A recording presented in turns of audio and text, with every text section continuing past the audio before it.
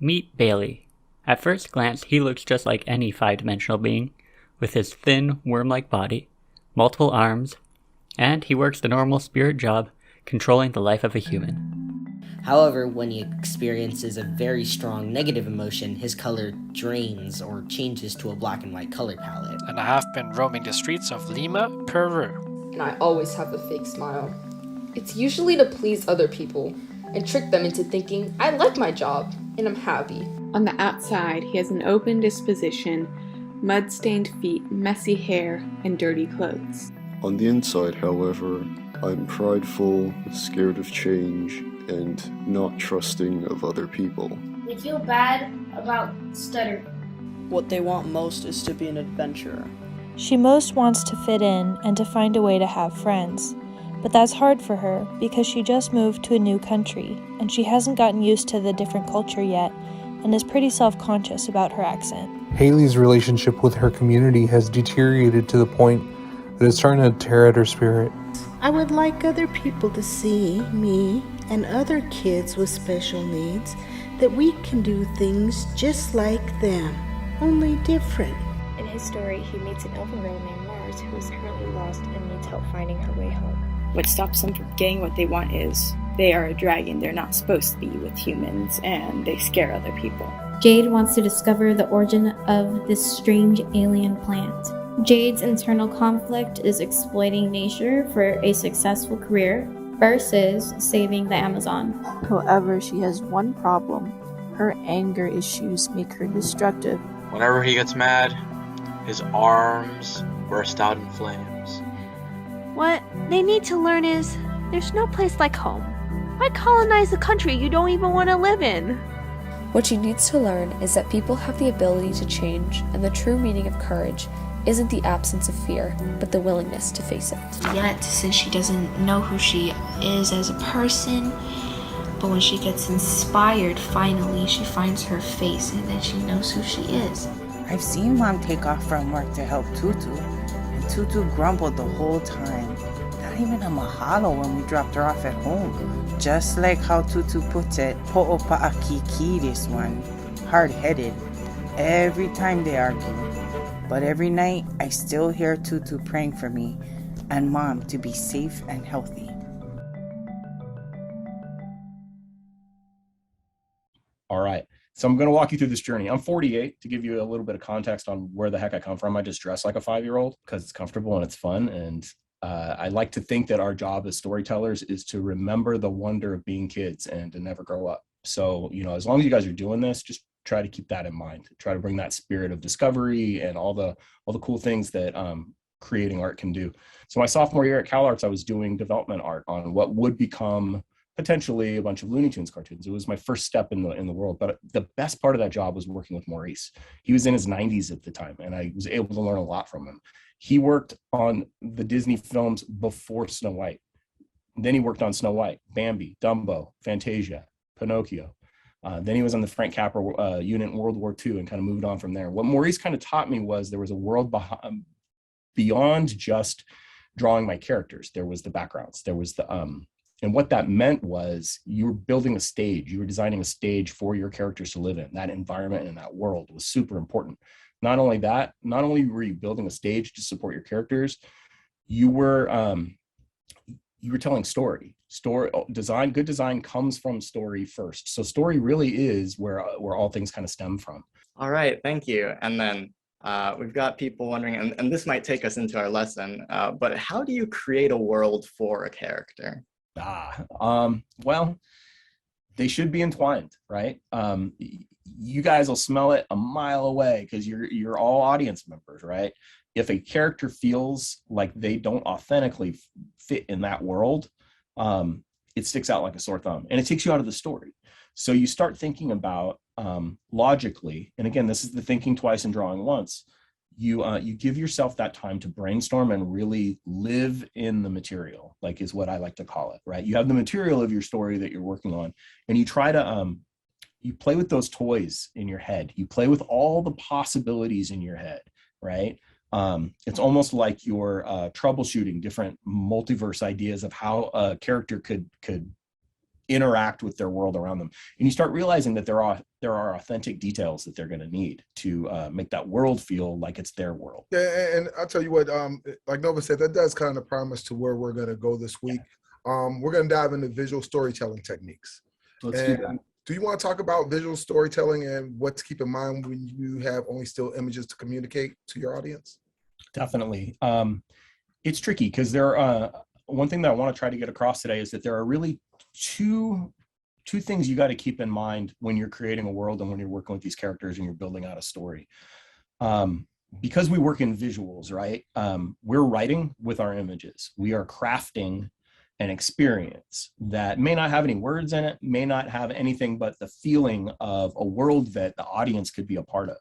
And in a best case scenario, that's where you win. That's where it feels like it's a real thing that you're creating in front of people. To do that, though, one aspect of it is you're thinking about that world from a conceptual point of view. You're thinking about what that world could be, what it means thematically, what the politics are, what the religion might be in that world. Are there more than one religion? Are there cultural differences between the characters? If it's Earth, what version of Earth is it? Is it a past Earth or a future Earth? Is it something that we have a frame of reference for?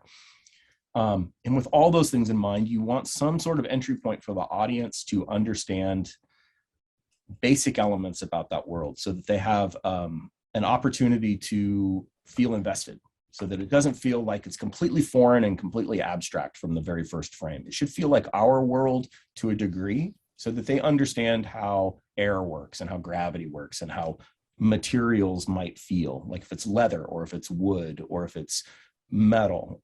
We have a frame of reference for that. We bring a bias to those things that as a tool, as a storyteller, we can use to help the audience feel like they're more part of the story. So there's the concept end of things that we'll talk about today when we're building a world, when we're putting characters in it. But then there's the actual craftsmanship end that we get into with the visuals, and we'll spend some time today too with some of the examples working off of your drawings, but also ways that I've entered into things where you're thinking about composition, you're thinking about light, you're thinking about perspective, you're thinking about other things, and how to draw certain things in that world. And it sounds scary right off the bat because people don't like, I know I don't like having to be expected to be able to draw something I've never seen before, or something that I'm not familiar with that does exist in our world, that somebody knows the truth of that object and they can call me out on it if I get it wrong. So I need to do that research, and I need to figure out what that might be to get those drawings right. But then there are other elements at play when we look at a drawing that a lot of visual storytellers take for granted, and audience members definitely take for granted. And that's time. That's how long we are asking an audience to look at an image. And with film and TV, we dictate how long they get to look at a specific image before we cut, or before we move on to the next scene, or before we dissolve. With a comic book or an illustration, that's up to the viewer, right? And there's still ways to puppeteer a viewer to stay on an image as long as the illustrator wants them to, if we do our job right, and if we use those tools in the right way: composition, point of view, perspective, all those kinds of things. Let's see. As far as questions go, you talked about getting that room to breathe when displaying images and choosing timing. And I feel like timing and pacing is something that's so neglected in even mainstream films nowadays. So how do you really, nail that down? A lot of it is in thinking about how we actually interact with the world and how long it takes us to go through an action, right? I mean, a lot of you are studying animation and the actual art of movement and arcs and squash and stretch and, overshoot and things like that as you're animating a character to kind of exaggerate how a person really works. But there's an amount of time it actually takes for a person to conduct an action or for a story point to transpire. And then there's a second amount of time that it takes for the audience to understand what they just saw. That's why you'll see a lot, and why it's important to remember when you're boarding in sequence. And again, we're not talking about sequence today necessarily, but down the line you will be as you're putting images in a row, right? It's important to remember reactions. If you have a character that's telling you something, cutting to Nova, listening to me talk, is important because that gives the audience room to be Nova. Nova's trying to understand what the heck I'm talking about. And visually, we're telling the audience, you should be paying attention to the guy in the same way that Nova's paying attention to him, right? And then you could cut back to me and I could wave my hands and act crazy and make you laugh for a second. We cut back to Nova and Nova's laughing. So he's telling the audience it's okay to laugh. Like, that was a joke, everybody, right? There are ways to trick the audience and in kind of a crazy way, manipulate the audience into feeling a certain way about what they're watching, right? And that's power. That is a powerful thing as a storyteller. You really are creating a moment that you are coaxing somebody into feeling a certain way. That's why it's important knowing what it is you're saying with your story, because you can really affect how somebody else what they will take away from your story. But again, how long do you want your audience to really look at the image that you're showing them? Whether it's a shot in a film, or whether it's a panel in a comic, or whether it's a movie poster, right? So how much story does this particular image need to tell? Does it need to tell one story point about who my main character is, or how they feel in their world, how conflicted their world is? You can add many story points to one image, right? And the trick is, how do you help coach the audience through that image? The trick is, I like to think of like 3 things you want to keep in mind especially when you're doing storyboards: clarity, economy, and charm. Clarity is pretty obvious. You need to understand exactly what you're looking at very quickly, because that shot may only be on screen for 3 seconds or a fraction of a second. It might go by real quick. And if I didn't get it, if I didn't leave it long enough for the audience to understand it, they're not going to be able to follow from there. By economy, I mean, how much can I tell with how little? How few lines, how few shapes, how few tones or color can I use to really get it across? Because if I use too much, it's going to turn into mud or wallpaper, right? And I don't know where to look.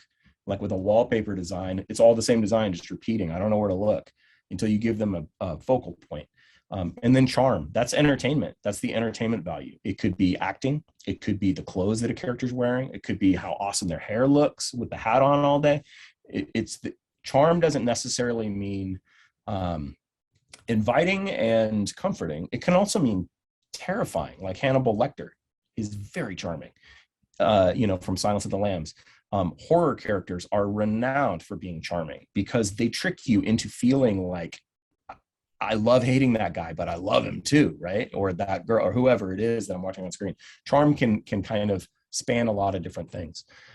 So those are some conceptual things that I'll help you with the actual tools, like composition, using a world's unique details to set a stage for your character, like we've kind of talked about. Every element in that image that you're showing should support your story point, right? And if you've designed, Nova asked a good question earlier that I think came from the audience about, like, how do you make that world feel like it fits with the character, and how do you make them of a piece, right? Anything in that world should support your character's story, should support the story you're telling. It's up to you as that all-powerful storyteller creator that's going to manipulate the audience to only show them the things that are important to your story. Don't show them more that's going to confuse them and tell them a different story you didn't intend to tell. I mean, it's a pretty classic design thing that the thing in the middle is going to stick out typically first, but you can use that screen, that composition space in any number of ways to get to kind of lead the eye. What I really like about this is it's obviously 3 kids that have been fishing, but when you look at it a little bit longer, you can see more story. One of them is not having a great day. One of them who's overdressed for the day with probably the better equipment, who caught the smallest fish, right? Tells a really, really cool story once you sit and linger on it for a while. But if you didn't sit and linger, you wouldn't get all that story. Different image, right?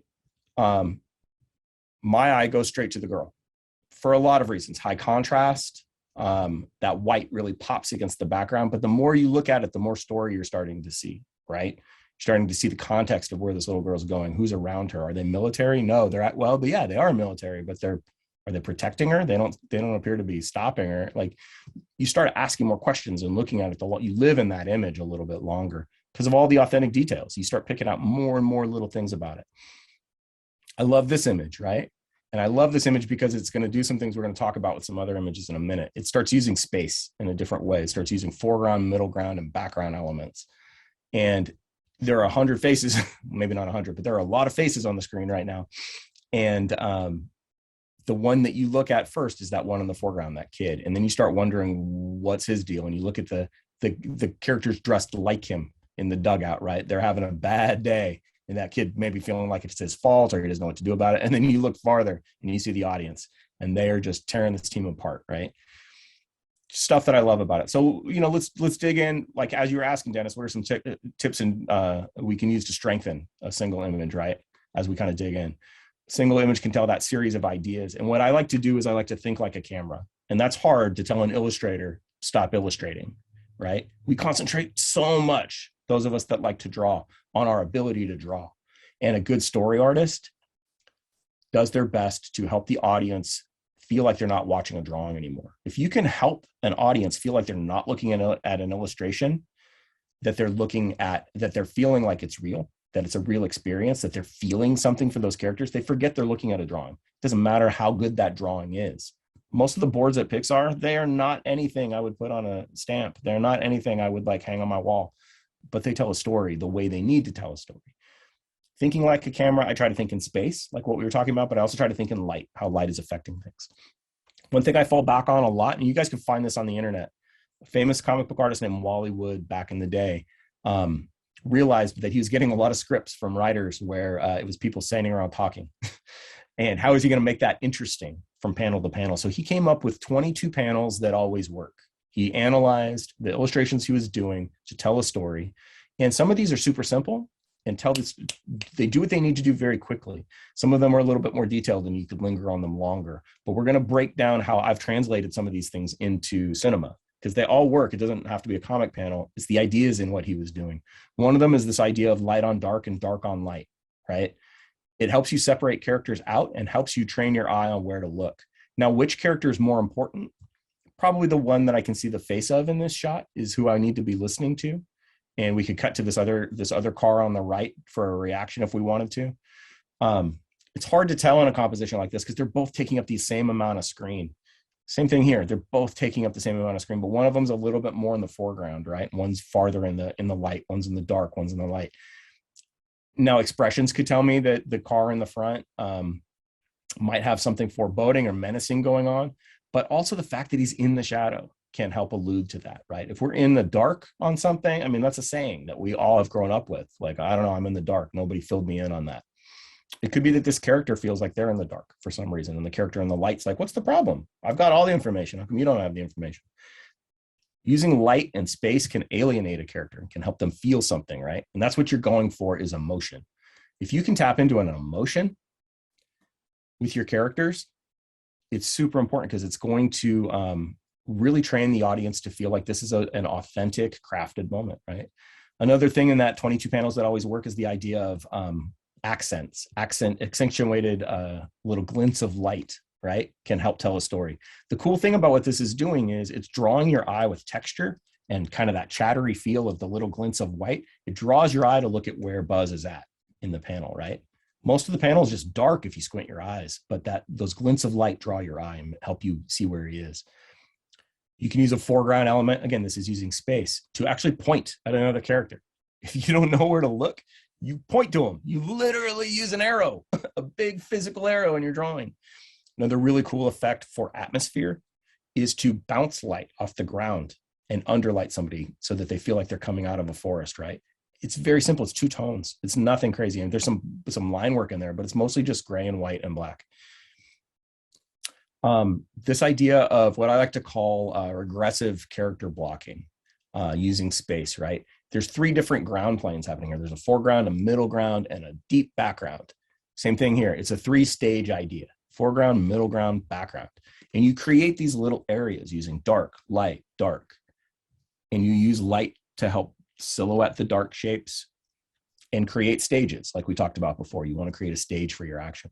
This is a really cool one that's on that comic book sheet. It's called the L shape, or the silhouette, right? Where you're going to use an L-shaped silhouette. And what you're doing is you're actually creating a frame within a frame. You're actually creating a 2-panel comic that's happening. You could put information in the outside of that L shape.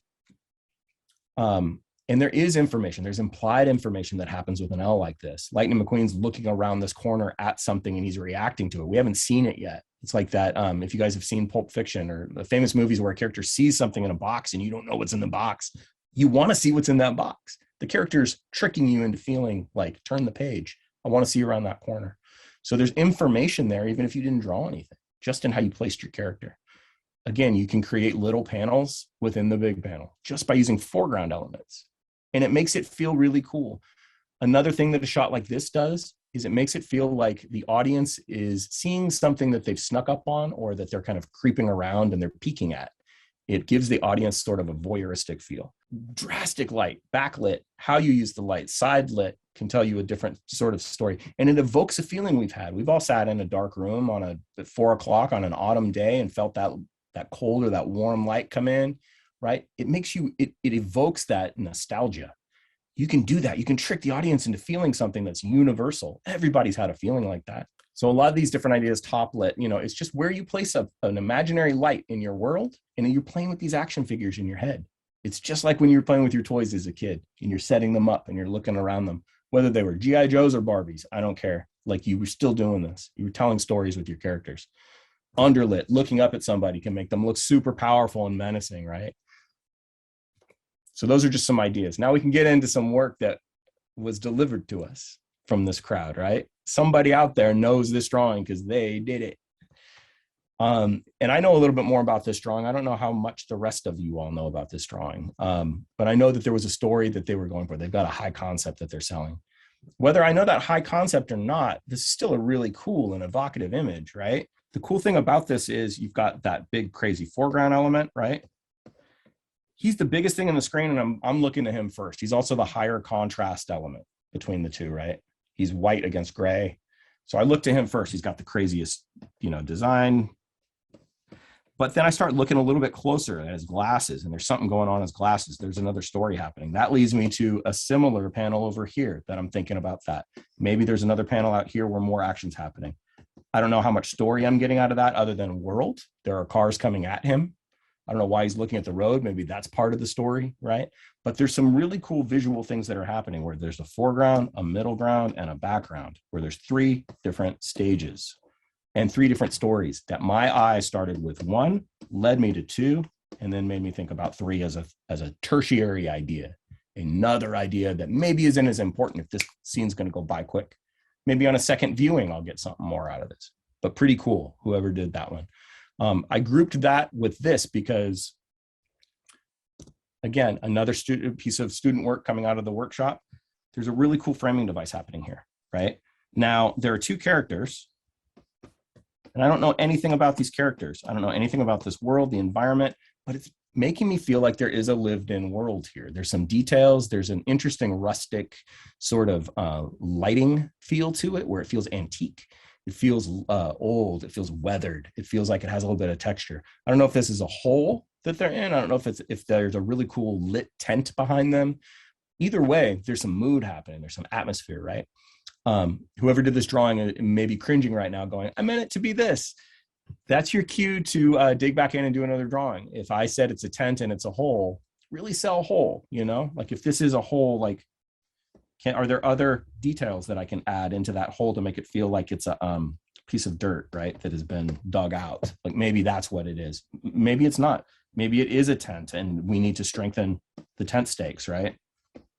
And come up with that idea where it's like kind of this billowy thing. But what I really appreciated about this was this high contrast circle here really made me look at these 2 characters. I don't know who the main character is because they're both kind of equal weight. I could say this is probably my main character because this character is looking at them. If you look, right? That's helpful. You just gave me a directional arrow with those eyes. So I'm looking at the character with the ears pointing up. Also, they're in the middle of the frame. And as Dennis pointed out with that Norman Rockwell, we always look to the middle of the frame first. Sorry, Ghost is still on. So this one I grouped into the same group because it's got a really cool framing element again, right? It's got that cool circle. One other thing I liked about this was there was a path that had been put in here, and I hope they did it intentionally. I can assume when I look at these shapes on the ground plane that they're all the same size, right? Just by the fact that they look very similar, they look like the same hand built them or the same world kind of spit them out. I'm not going to think one is 2 feet wide and one is 2 inches wide. So with that little bit of subliminal information in mind, this person created a grid.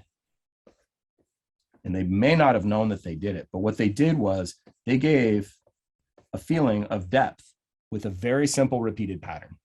That is powerful, right? You just drew an arrow that underlined that circle. Like you gave a secondary design element that helped me look at the high contrast character that I was already looking at. I mean, you did your job 3 times in a row. High contrast character, circle around them as a frame, and then you gave me an arrow pointing at them too.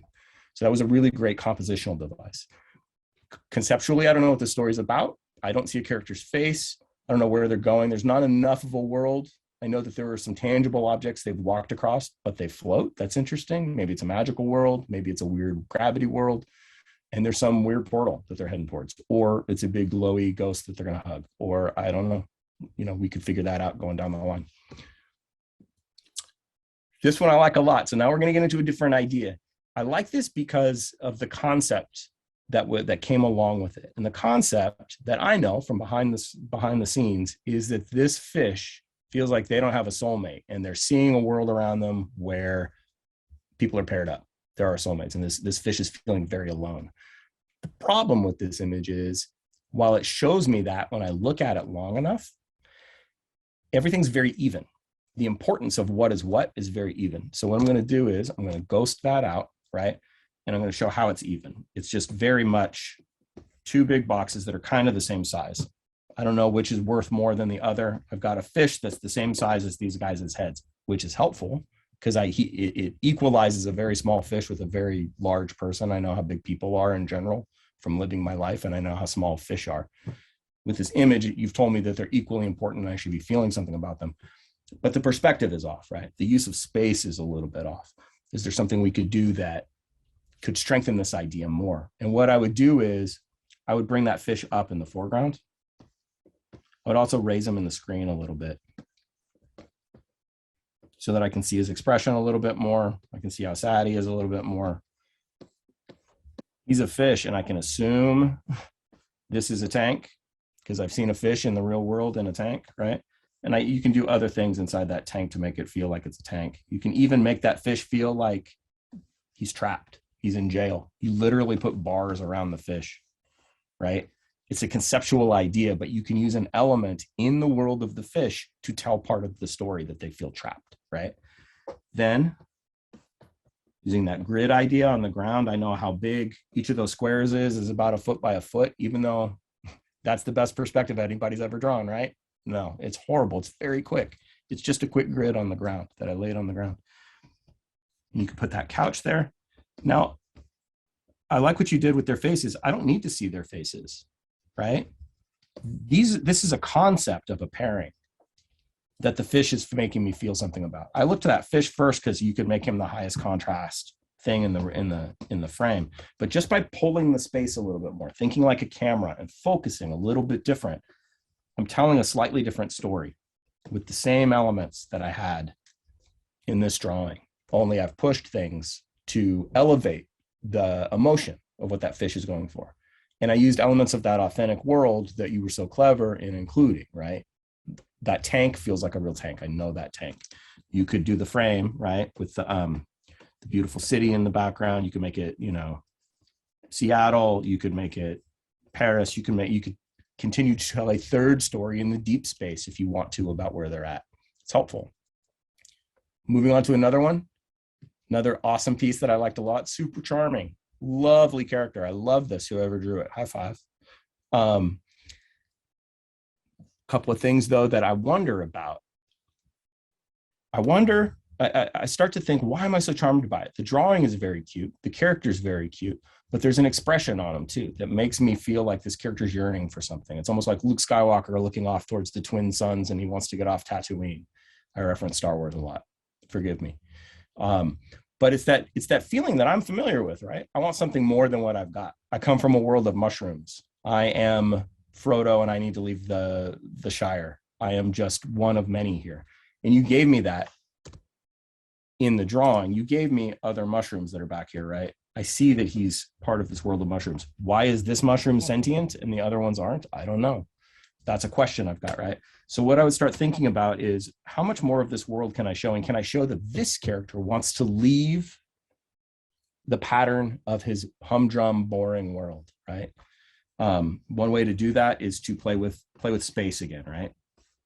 So you've got a hill that this character is leaving on, and you could draw your character nice and big again. Maybe looking out over that world or looking back at what he's leaving, right? He could be looking back over his shoulder, or he could be looking out at the world and show me a little bit of that world so that I know what's better, if the grass is greener from where they're going. And I would put all the other things maybe in the foreground. So I've got bigger mushrooms in the foreground, and I would group them. This is just my first sketch. I don't necessarily love this yet, but I'm starting to think of ideas about grouping all of these other mushrooms. These are other, right? This is a group that this character doesn't feel like he's part of anymore. So I'm separating the screen. I've literally made 2 stages. One for the crowd of boring hobbits that will never leave the Shire, and one for the adventuresome one that's going to leave and is scared and going to go out into the great unknown world. And you can make it maybe scary, maybe, Sauron's out there. I don't know what else is out there, but like you could show a little bit more of that world if you wanted to. But the idea of breaking up this particular mushroom from the other mushrooms is the trick there. That's the story you're trying to tell with that particular mushroom. If you're getting stuck and you can't draw the thing you want to draw because you can't figure out the right angle, or because you haven't found it and you don't want to do all the drawings to find it, there's this really cool device that a lot of you probably have in your pocket, right? That has a camera. And you probably all have like a salt and pepper shaker, right? If you have 2 characters in a shot, make it a live action shot with 2 proxy actors, right? And you're going to learn what holding a camera here versus holding a camera here is going to show you with your image when you take those 2 different pictures. One of them is a down shot and a God's eye view. And all I did was lower the camera and I made it eye level. I put the audience on the same level as the salt and pepper shaker, right? Pull out that camera and set up shots around your bedroom, your kitchen table, wherever. Play. That's my big recommendation is play.